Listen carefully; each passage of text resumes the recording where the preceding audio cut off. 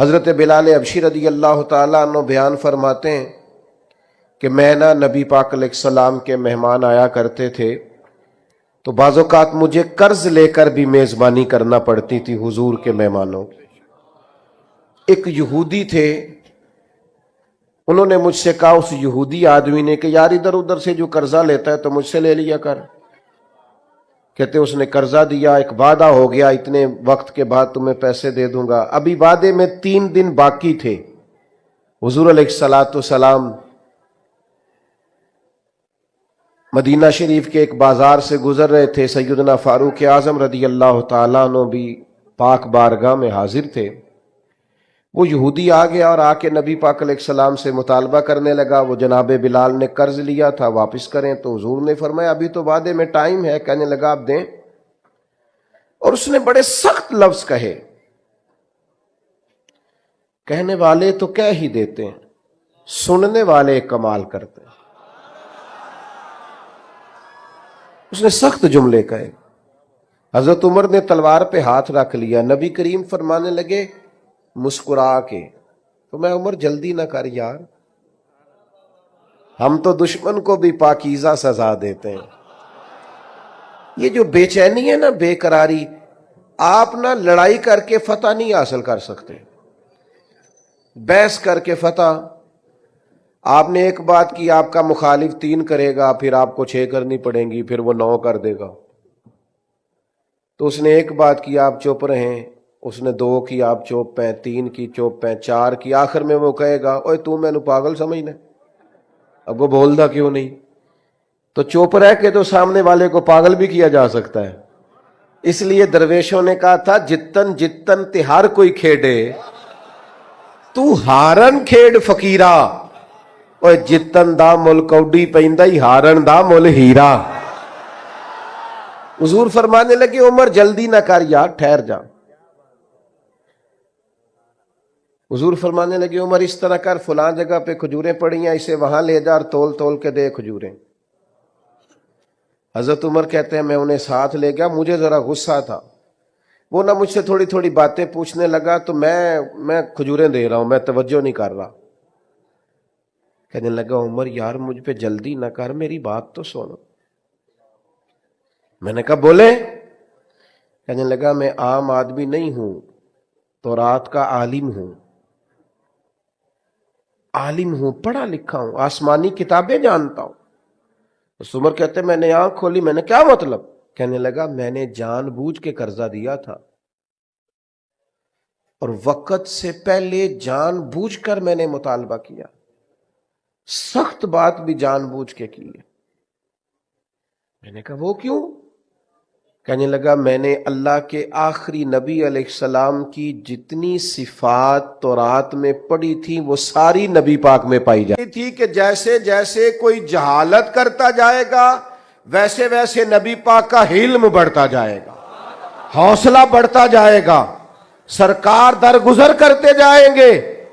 عمر ساری شانیں دیکھ لی تھی، یہ برداشت والی شان بھی دیکھ لی ہے۔ کیا بات ہے علم کی، بردباری کی، کیا بات۔ حضرت عمر سے وہ کہنے لگے اب اس طرح کریں مجھے ساتھ لے جائیں، نبی پاک سے معافی بھی لے کے دے دیں اور حضور کا کلمہ بھی پڑھوا دیں۔ جلدی پتہ نہیں کاہے کی ہے، بے چینی پتہ نہیں کاہے کی ہے، آزمائش پتہ نہیں کاہے کی ہے۔ ایک دوست مجھ سے ملنے آ گئے، مجھے جلدی تھی، میں نے کہیں جانا تھا، تو آج کل ہمارا سب سے اہم موضوع ہوتا ہے پاکستان کے حالات ڈسکس کرو۔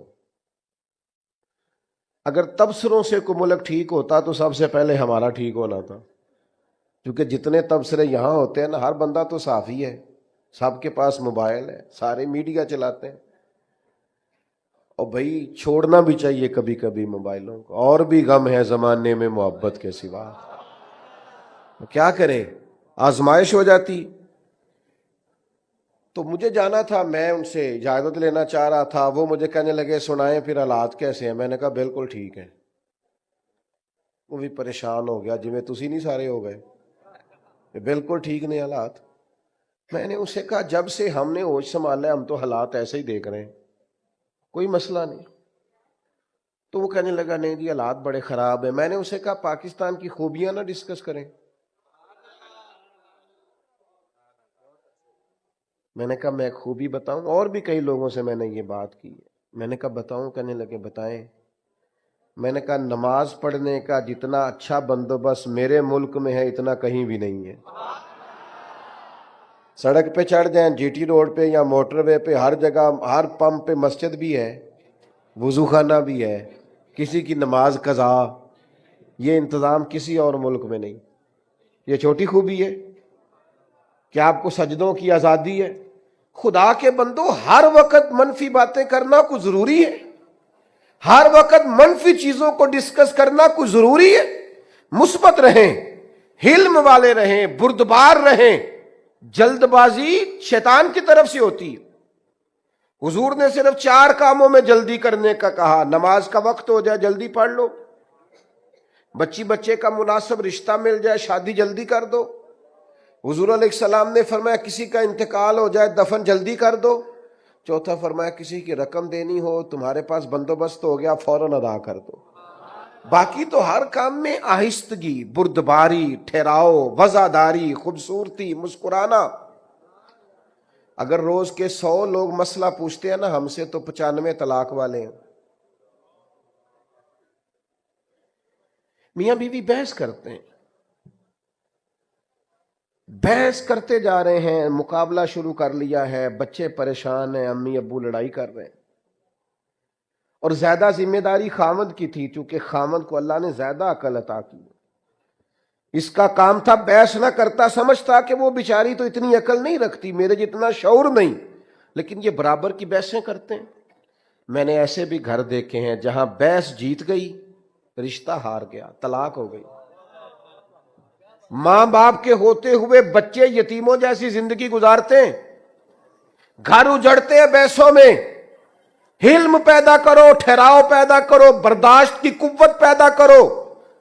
ہمارے درویش کہتے ہیں 14 طبق دلے دے اندر میں تبو وانگو تانے ہوں، دل دریا سمندروں ڈونگے کون دلا دیا جانے ہوں۔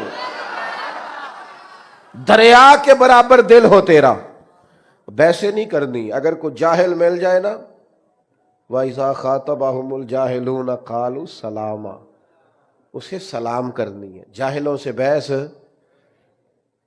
ہم نہ جاہلوں سے بحثیں کرتے ہیں، پتہ بھی ہے سامنے والا بیوقوف ہے، جاہل ہے، بحث کر رہے ہیں، کرتے جا رہے ہیں۔ امام شافعی رحمۃ اللہ علیہ فرماتے ہیں اکثر میری بحث ہوئی، مسائل میں گفتگو ہوئی، لیکن فرماتے ہیں جب میری عالم سے بحث ہوئی ہے نا، کبھی سامنے والے عالم نے میری رائے قبول کر لی، کبھی میں نے اس کی قبول کر لی، کبھی وہ جیت گئے کبھی، لیکن فرماتے ہیں جب بھی میری جاہلوں سے بحث ہوئی ہے جاہل ہی جیتے ہیں، اس لیے کہ جاہل سے کوئی جیت سکتا۔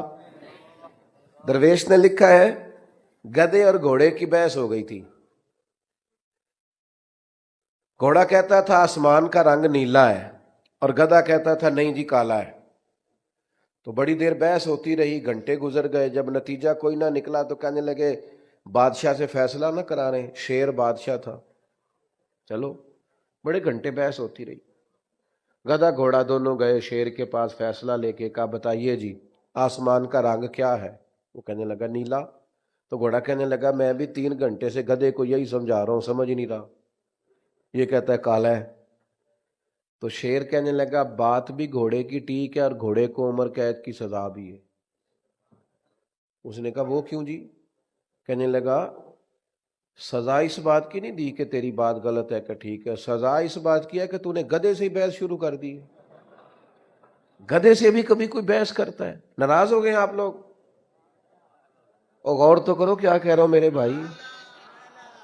میں بڑے بیوقوفوں کو جانتا ہوں جو گدھوں سے بحث کرتے ہیں، اور یہ تو گدھا ہے، گدھے سے بھی کوئی بحث کرتا ہے۔ خدا کے بندو اپنا معیار رکھو، ہر ایک کے منہ لگنا ہمارا معیار نہیں، سٹینڈرڈ نہیں ہمارا۔ آپ صوفیاء کی جماعت ہیں، آپ کا مزاج، آپ کا مورال بلند ہونا چاہیے۔ بحث، اور پھر چھوٹے ظرف کے لوگ ہوتے ہیں جو ہر جگہ بحثیں کرتے ہیں۔ علماء کریں گے علماء سے گفتگو، کبھی کوئی موقع بنے گا مناظرے کا تو احقاق حق کے لیے، ہم عوام ہیں، ہمیں ہر جگہ بحث نہیں کرنی چاہیے، الجھنا نہیں چاہیے، اور بیوقوفوں سے تو بالکل نہیں کرنی چاہیے۔ اور کبھی کوئی ایسا معاملہ آ جائے کہ جب سامنے والا نادانی کر رہا ہو، حضرت عمر بن عبدالعزیز رحمۃ اللہ علیہ عالم بھی تھے، ولی بھی تھے، بادشاہ بھی تھے۔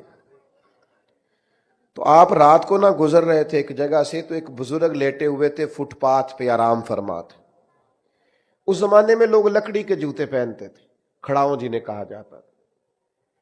بابا جی سوئے ہوئے ہیں فٹ پاتھ پہ، جناب عمر بن عبدالعزیز کا پیر آ گیا، تو اچانک ٹکر ہو جائے موٹر سائیکل سے یا گاڑی سے، تو لوگ کیا کہتے ہیں؟ اندھا ہے تو۔ حالانکہ جو اندھا ہوتا ہے وہ موٹر سائیکل تو نہیں نہ چلا سکتا،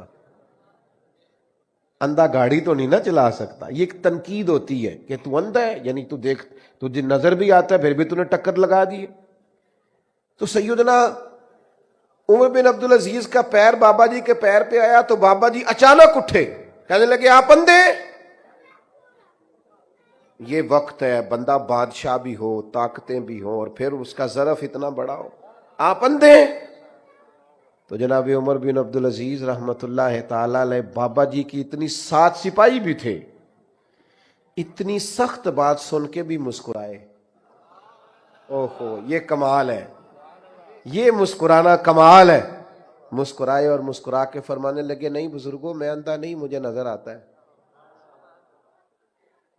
وہ جو سپاہی ساتھ تھے نا، آپ کو پتا ہے یہ جو کیتلی ہوتی ہے یہ چائے سے زیادہ گرم ہوتی ہے، ساتھ والوں کا مسئلہ زیادہ گڑبڑ ہوتا ہے۔ وہ جو 7 سپاہی تھی انہوں نے تلواریں نکال لی، آپ نے فرمایا تمہیں کیا ہوا؟ کہنے لگے جی بابا جی نے آپ کو اندھا کہا ہے۔ فرمانے لگے انہوں نے تو نہیں کہا۔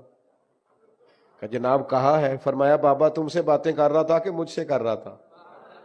کہا جی باتیں تو آپ سے ہی کر رہے تھے۔ فرمانے لگے اللہ کے بندو، بابا جی نے تو ایک سوال پوچھا ہے، انہوں نے پوچھا اب اندھے تو نہیں؟ تو میں نے جواب دے دیا نہیں مجھے نظر آتا ہے، اس میں لڑائی والی کون سی بات ہے؟ سوال کا جواب ہوتا ہے کہ لڑائی ہوتی ہے، ہم لڑائی کرتے ہیں، بحث کرتے ہیں، الجھے نہیں۔ اور کبھی کوئی پوری مخالفت پہ اتر بھی آئے پھر بھی مسکرا مسکرا کے جواب دیں۔ دشمن نہ اس وقت زیر ہو جاتا ہے جب وہ آپ کو مطمئن دیکھتا ہے، لیکن ہمیں لوگ چڑھا دیتے ہیں، ہم چڑھ جاتے ہیں۔ ایک بات کر دی کسی نے، ایک پوسٹ کر دی، ہم بڑی ٹینشن میں، او یہ کیا ہو گیا؟ وہ پوسٹ کر کے بات کر کے اپنے کام لگا ہوا ہے، ہم جواب در جواب کے چکر میں پڑے۔ وہ دفع کر، فضول آدمیوں کے منہ لگتا ہے، یہ کوئی ان کا کوئی معیار ہے کہ آپ ان کے منہ لگیں گے؟ آپ بلند کریں اپنے مزاج کو، طبیعت کو بلند کریں، الجھے نہیں۔ مخالف جتنی مرضی شرارت کرے، چڑھنا نہیں۔ لوگ چڑھاتے، اچھا مجھے بتائیے، میری طرف توجہ ہے آپ کی؟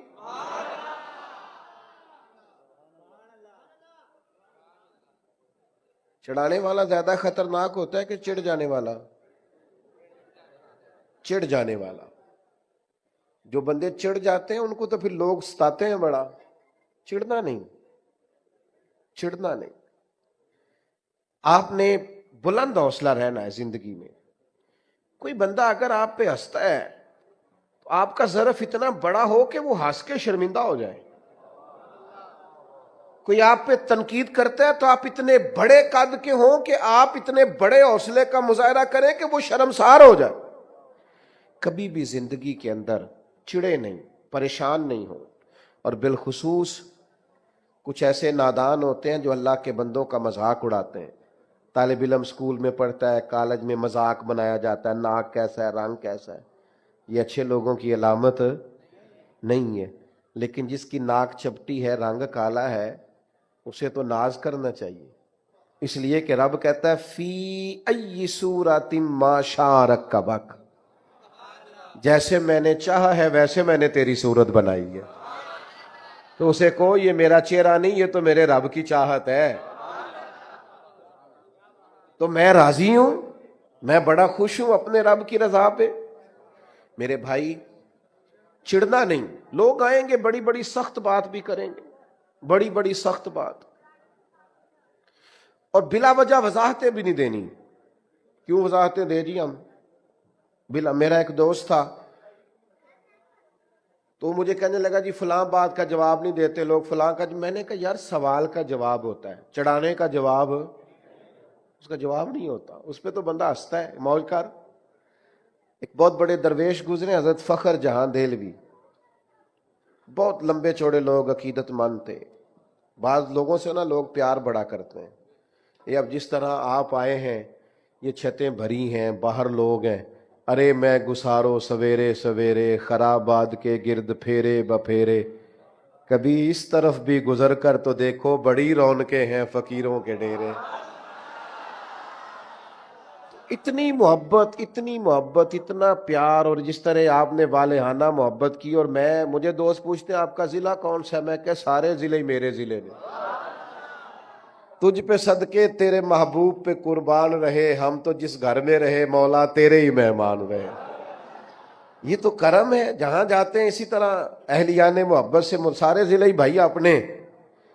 تو کچھ پھر بیچ میں ہلکا پھلکا اگر کوئی شخص ناراض بھی ہو، حسد بھی کرے، تو میرا خیال ہے پریشان محبت کرنے۔ میں طالب علموں سے کہتا ہوں، میں کہتا ہوں 100 بندے جمعہ پڑھنے آئے ہیں تمہارے پاس، 99 پیار کرنے والے، ایک مخالف ہے، لیکن نلائکو تم سارا جمعہ مخالف ہی پڑھا دیتے ہو۔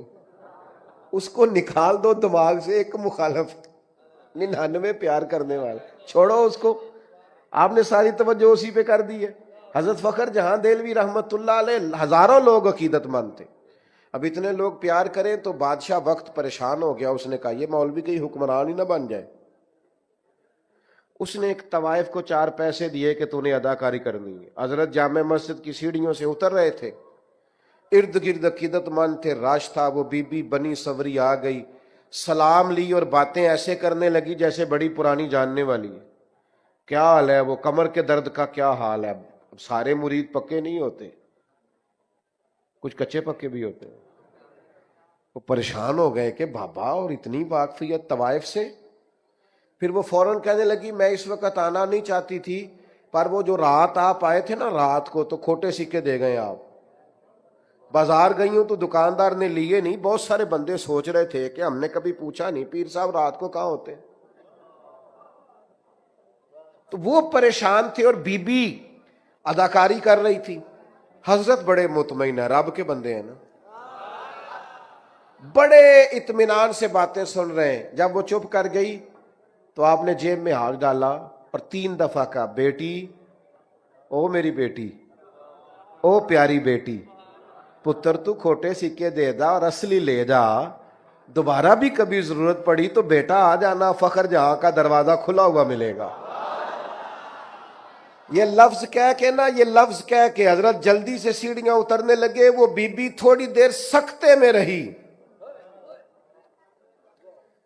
اور پھر رج کے روئی، اور پھر حضرت کے پیچھے دوڑی، جا کے آگے پیروں کی طرف بیٹھ گئی، ہاتھ باندھ دیے، کہنے لگی او دلی کے بے تاج بادشاہ،